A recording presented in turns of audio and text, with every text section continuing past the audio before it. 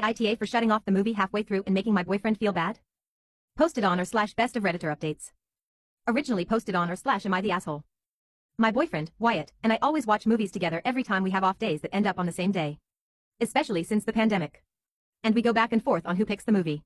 But I've noticed he's usually talking through my movie choices. Either pointing out plot holes or just talking down about the movie in one way or another. I never act this way when it's his turn to pick the movie. Even if I don't care for it. Like the last movie he chose, The Fountain. I was so confused until halfway through and then bored the rest of the film.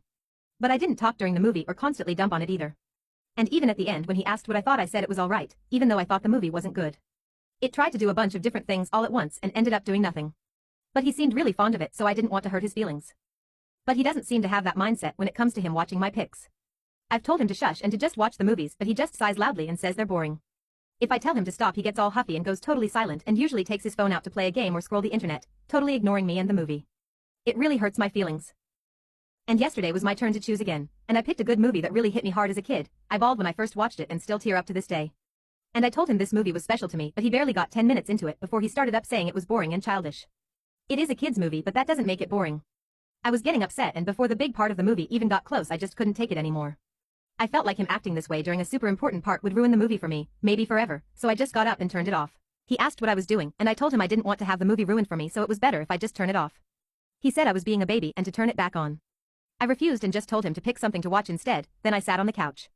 He got mad and said if I was gonna be dramatic like this, then he didn't want to watch anything with me, and got up and went to his room and slammed the door. This happened the other day, and he's been giving me the cold should, and when I asked why, he said he wants an apology for making him feel like dirt. Should I apologize? Did I really make a huge deal out of just a movie? AITA?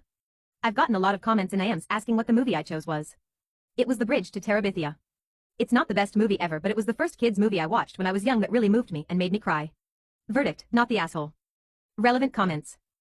Commenter 1. NTA, I can't really say what I want to without violating some of the rules here about being civil, so I'll just say that he's treating you like crap. From how he's acting, your movies are garbage and he gets to rag on them as much as he wants, or else you're being childish, yet you don't do the same back. That's not a basis for loving relationship if he disrespects you that much and that easily. OP in response. It definitely hurts, but they're just movies and shouldn't affect me this much. My sister says I'm being too sensitive again and that I shouldn't let him not liking my movies affect me this much. Commenter 2 in response. Should doesn't exist, OP. It's just a projection. It does affect you this much, and that's valid. Your hurt is real. Put the effort there, not into the voice of should. Commenter 3. NTA, it's understandable you're annoyed, and even more so that you didn't want an important /special movie to be ruined by his commentary and making you feel worse. For a guy that likes to bash children's movies, he seems awfully childish. Have you tried talking to him about how it makes you feel when he does that? Would it help? OP in response.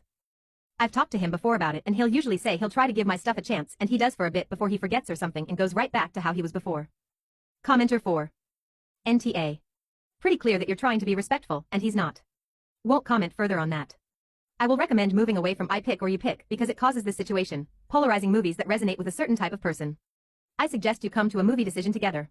Not only does this meet both your needs, you might enjoy a movie that is outside your comfort zone, but straddles the line of things you like. OP in response. We've tried that, but he usually dominated the movie choice unintentionally, so we moved to each pick movies we like so we'd each get a choice. Commenter 5 in response. Hate to say it, but sounds like this is a bigger problem than picking a movie. Commenter 6. NTA. He acts like an asshole when it's your turn to pick, and when you decided you had enough and walked away, he decides to give you the cold shoulder? He should feel like dirt for always putting down your movie choices and being an ass when you walked away to try to avoid conflict. Info, how does he treat you in other ways? Does he generally disregard your opinions and tastes, or does he respect them? If you all get along well in other ways, you may have need to make an agreement that he learns to shut it during your movie, or you get to give your honest opinion about his movie choices.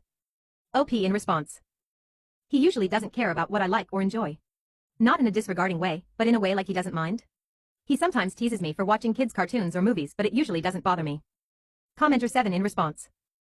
Dude, if he's making you sit through Aronofsky movies, he doesn't get to make fun of other people for watching stuff that's actually enjoyable. He sounds like a film snob. Commenter 8. Info, do you live together? If you do you have separate rooms? Also, how old are the both of you? Are you over 18? OP in response. We don't officially live together, but he spends a lot of time at my place compared to his own. Mostly because he says he likes my place better and because he says his roommates are jerks. I don't mind so much because when he's not over, my place is pretty quiet. And I'm 25 and he's 38. Commenter 8. NTA, major red flags I see, and he definitely is the aholy and owes you the apology.